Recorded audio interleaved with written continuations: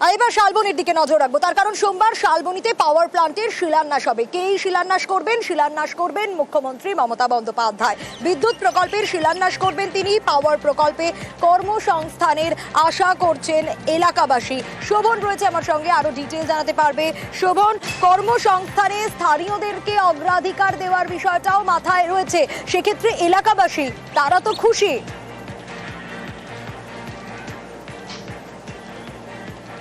একেবারে দেখো, যারা জিদ্দাল কর্তৃপক্ষ রয়েছে তারা কিন্তু জানিয়েছেন যে প্রথম পর্যায়ে কিন্তু প্রায় 5,000 এলাকার মানুষের কর্মসংস্থান হবে এবং এরকম খবর পাওয়ার পরেই কিন্তু এলাকার যারা সাধারণ মানুষ রয়েছেন, যারা যুবক রয়েছেন, যুবতী রয়েছেন, তারা কিন্তু আশায় বুক বাঁধছেন। কারণ হচ্ছে যে এর আগেও দেখা গেছে যে জিন্দাল প্রকল্পে যে সিমেন্ট কারখানা রয়েছে, সিমেন্ট কারখানাতেও এলাকার মানুষের কিছু কর্মসংস্থান হয়েছে এবং তার পাশাপাশি কিন্তু তারা আশা করছেন যে নতুন করে যে এখানে এই ইস্পাত কারখানার মধ্যে, এই প্রেমিসিসের মধ্যে যে পাওয়ার প্ল্যান্ট হতে চলেছে, প্রায় 800 মেগাওয়াটের দুটি ইউনিট হবে এখানে, 1600 মেগাওয়াট পাওয়ার হবে 2000 একর এলাকা।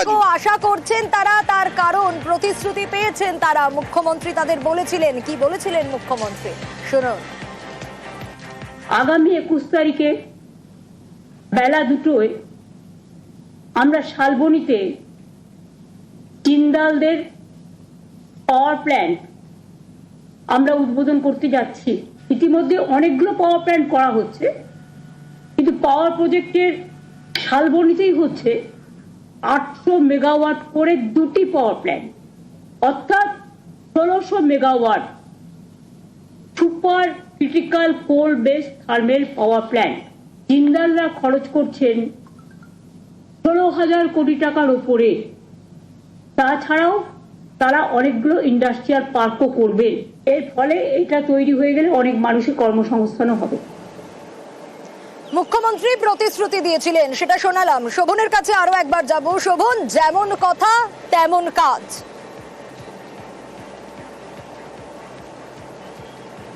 একেবারেই দেখো, মুখ্যমন্ত্রী যেরকম প্রতিশ্রুতি দিয়েছিলেন তার পরেই কিন্তু জিন্দাল কর্তৃপক্ষ এই প্রকল্পের শিলান্যাস করতে চলেছেন আগামী সোমবার মুখ্যমন্ত্রী কিন্তু শালবনিতে উপস্থিত থাকবেন এই শিলান্যাস অনুষ্ঠানে এবং তার হাত দিয়ে কিন্তু শিলান্যাস হবে এই প্রকল্পের। এবং তারপরেই কিন্তু নতুন করে আশার আলো দেখছে এলাকার মানুষ যারা রয়েছেন, যুবক যুবতী যারা রয়েছেন, তারা কিন্তু নতুন করে আশার আলো দেখছেন, তারা ভাবছেন এবং তাদের মধ্যে একটা ধারণা আছে যে এই প্রকল্প চালু হলে কিন্তু এলাকার প্রভূত উন্নয়ন হবে। কারণ হচ্ছে এর আগেও আমরা সিমেন্ট কারখানার ক্ষেত্রে দেখেছি যে এলাকায় উন্নয়ন হয়েছে, এলাকার পরিকাঠামোগত উন্নয়ন হয়েছে, এলাকার আর্থসামাজিক উন্নয়ন হয়েছে এবং সেই কারণেই কিন্তু যারা এই এলাকার মানুষ রয়েছেন তারা কিন্তু নতুন করে আবার আশার আলো দেখছেন। তাদের স্বপ্ন একটাই যে এই প্রকল্প অতি দ্রুত চালু হোক এবং যার ফলে কিন্তু এই প্রকল্প চালু হলে যেমন এলাকার যুবক যুবতীরা সে কারণেই খুশি এলাকাবাসী। কর্মসংস্থান তো কিছু না কিছু হবেই। যে আগে ওটা শিল্প হয়েছে আমাদের এখানে, বড় হওয়ার কথা ছিল বামফ্রন্ট আমলে, বড় হয়নি, এখন ছোট একটা হয়েছে একটুখানি জায়গাতে এবং পরবর্তীতে আরো পাওয়ার প্ল্যান্ট হবে। তো কিছু না কিছু তো উন্নতি অবশ্যই হবে, রাস্তাঘাটে উন্নতি হবে, কিছু না কিছু লোকজন যাদের যেরকম যোগ্যতা আছে তার চাকরি অবশ্যই পাবে, কিছু ব্যবসা বাণিজ্য বাড়বে। আমরা এর আগে অনেক কর্মসংস্থানের আশা রেখেছিলাম, কিন্তু ছোট সিমেন্ট প্ল্যান্ট হওয়ার কারণে আমরা সেরকম কিছু পাইনি। আমরা আশা করব এই কারখানাটাতে ব্যাপক পরিমাণে কর্মসংস্থান হবে। আরো জেএসডব্লিউ এনার্জি, এটা আমরা থার্মাল পাওয়ার তৈরি করব। এখানে প্রায় 2000 একর ল্যান্ডের উপরে এই প্রজেক্টটা হবে। আর এই প্রজেক্টটা যদি সাকসেসফুলি রান করে তো 5,000 5,500 মতো লোক এখানে কাজ করবে। তো আমরা চেষ্টা করব যতটা পারা যায় আমাদের লোকাল লোক এবং যারা আমাদের সাথে আছেন অনেকদিন ধরে তারাই এখানে কাজ করতে পারবেন বেশি ক্ষেত্রে। এটাই। আর এই টাইম ফ্রেম আমাদের এটা সাধারণত 3 বছরের মধ্যে আমাদের একটা ইউনিট চালু হয়ে যাওয়ার কথা। আর নজর রাখবো এবার উত্তরবঙ্গের দিকে, কারণ হাতি জঙ্গলে নেই, জঙ্গল থেকে বেরিয়ে একেবারে বিশ্ববিদ্যালয় ক্যাম্পাসে ঢুকে পড়েছে। সেই ছবি দেখাবো, গতকাল রাতের ছবি। দেখুন কিভাবে তাণ্ডব চালিয়েছে হাতি, যে দোকান পর্যন্ত ভাঙচুর হয়ে গেছে, খাবার দোকানে রীতিমতো রাতভর চলে তাণ্ডব, আর তার ফলে ঠিক এই পরিণতি। দেখাচ্ছি সেই ছবি আপনাদের। বন দপ্তর, পুলিশ ঘটনাস্থলে পৌঁছয় এবং আজ সকালের ছবিটা ঠিক কি একেবারে স্পট থেকে রয়েছেন, একেবারে ঘটনাস্থল থেকে আমাদের প্রতিনিধি বিশ্বজিৎ রয়েছেন আমাদের সঙ্গে। বিশ্বজিৎ, তুমি প্রত্যেকটা আপডেট তুলে ধরছিলে কিভাবে তছনছ করেছে সবকিছু হাতি। এখনকার ছবিটা ঠিক কি বলছে বন দপ্তর? এই যে ক্ষয়ক্ষতি হলো, এর ফলে কি হবে এরপর?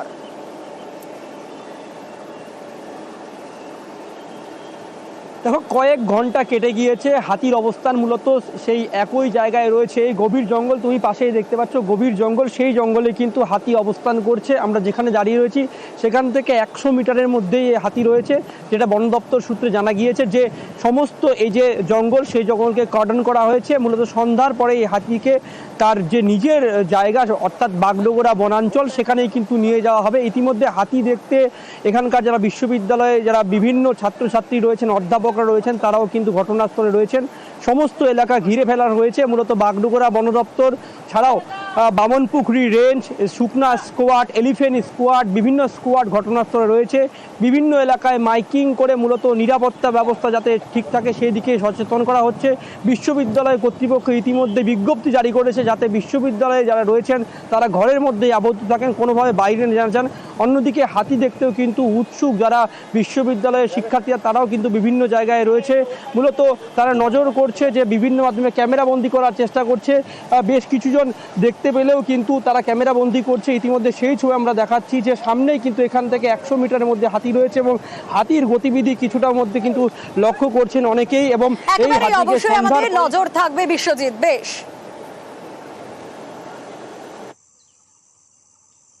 আমি তো 4টার সময় শুনলাম যে আমার দোকান উল্টাই দিছে, কখন উল্টাইছে আমি জানি না।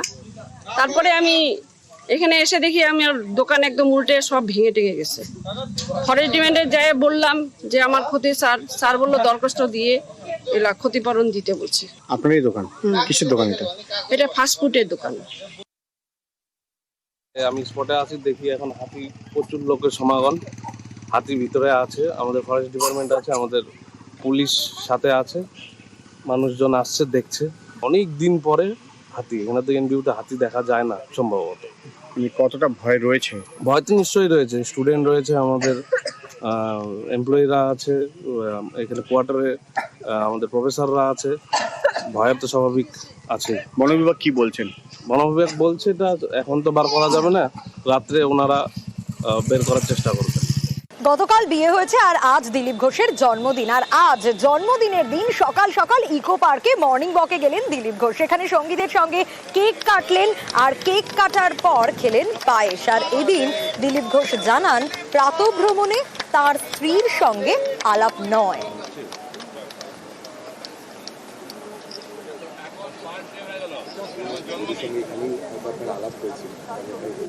না না, এখানে আলাপ হয়নি। ও মর্নিং ওয়াক করার লোক নয়, এখানে অনেকেই আসে। উনি আমাদের পুরনো পার্টি কর্মী, আমার চেয়ে পুরনো। উনি 12 সালে রাজনীতিতে এসেছেন, আমি এসেছি 15 সালে। তো সেন তা নয়, সবার সঙ্গে দেখা হয়, দেখা সাক্ষাৎ হতো, আমার বাড়িতেও এসেছেন। তো বিয়ে করার ব্যাপারটা হঠাৎই এসছে পরিস্থিতির কারণে, আর সেটা হয়েও গেছে যথাসময়। সেজন্য অনেকে ভাবছেন যে ইকো পার্কে হাঁটলে বিয়ে হয়, সারা জীবন হাঁটলেও বিয়ে হবে না, বিয়ে হওয়ার যখন তখন হবে।